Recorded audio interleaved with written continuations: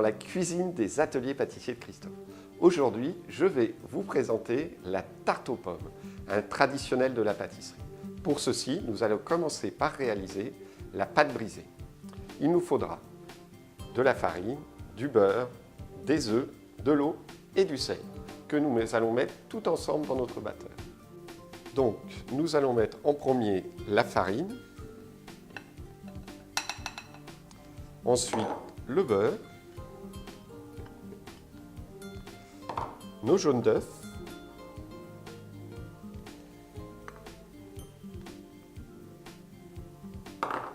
l'eau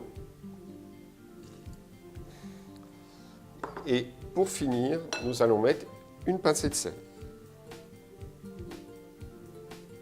Voilà. On va mettre tous ces ingrédients sur notre batteur à tourner. Donc on met notre batteur en route et on mélange jusqu'à temps, à vitesse lente, jusqu'à temps que ça soit bien mélangé. Quand votre pâte est bien homogène, vous arrêtez votre batteur. Donc une fois que votre pâte est bien pétrie, vous la débarrassez de votre batteur. Et là, on va juste la rendre bien homogène et la filmer pour la mettre au frigo pendant 20 bonnes minutes. Voilà, nos 20 minutes se sont écoulées au frigo. Nous allons pouvoir maintenant étaler notre pâte à tarte avec notre rouleau pour façonner notre tarte aux pommes. N'oubliez pas de fariner. Une fois que votre pâte est bien étalée, nous allons pouvoir la piquer avec cet ustensile que j'appelle un ustensile de torture. Piquer votre pâte à tarte, ça s'appelle un pique-vite, mais vous pourrez utiliser votre fourchette traditionnellement.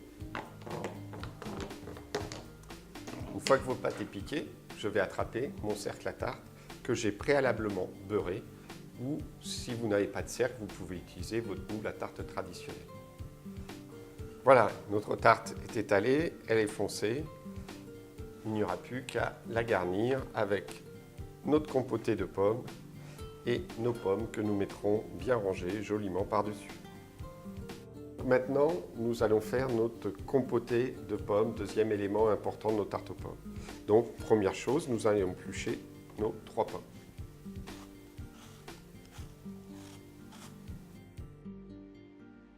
Maintenant, nous allons mettre notre sucre, notre beurre dans la poêle.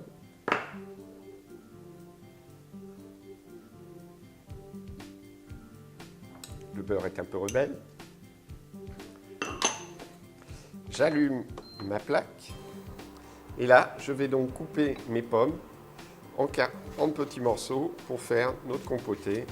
Et nous allons laisser compoter les fruits pendant environ une quinzaine, vingtaine de minutes à feu doux. Nous pouvons y ajouter un petit peu de cannelle et aussi un petit peu de vanille, selon vos désirs. Vous pouvez aussi utiliser les pommes qui vous feront plaisir, celles que vous aimez.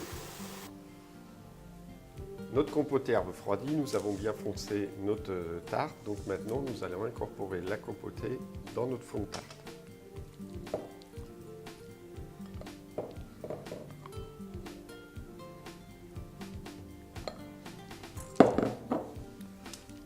Juste étaler, soit avec une cuillère, une petite palette, votre compoté au fond. Et ensuite, nous allons mettre nos pommes que nous avons préalablement épluchées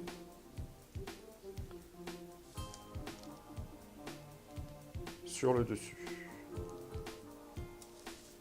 Voilà, donc les pommes ont été épluchées, on les a coupées en deux, enlevé l'intérieur et maintenant on va les couper en lamelles. Alors, voilà ce qui est important quand vous faites votre tarte aux pommes, souvent vous coupez en quartier dans ce sens-là, ce que j'ai vu dans les cours encore une fois. Nous, on va la laisser en demi comme ça et on va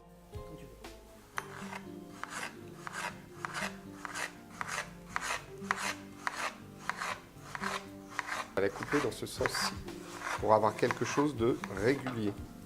la position de la main, le doigt, et on coupe la pomme.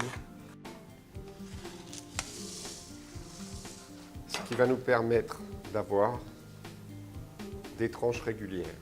Nous allons maintenant donc les disposer sur notre tarte, tout en cercle. Donc voilà, nous avons mis toutes nos pommes sur notre tarte, bien rangées pour faire quelque chose de joli. Voilà. Il ne nous reste plus qu'à la cuire au four à 180-200 degrés pendant environ 35 à 40 minutes. Dans un four plutôt à chaleur statique, haut et bas, vous aurez quelque chose de plus croustillant et que si vous utilisez la chaleur tournante de votre four. Voilà. Nous sommes partis pour 40 minutes d'attente.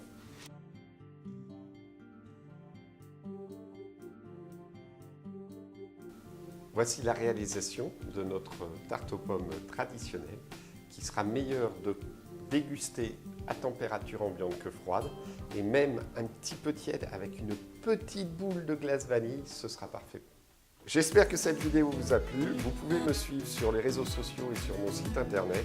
À bientôt pour de nouvelles aventures culinaires avec les ateliers pâtissiers Christine.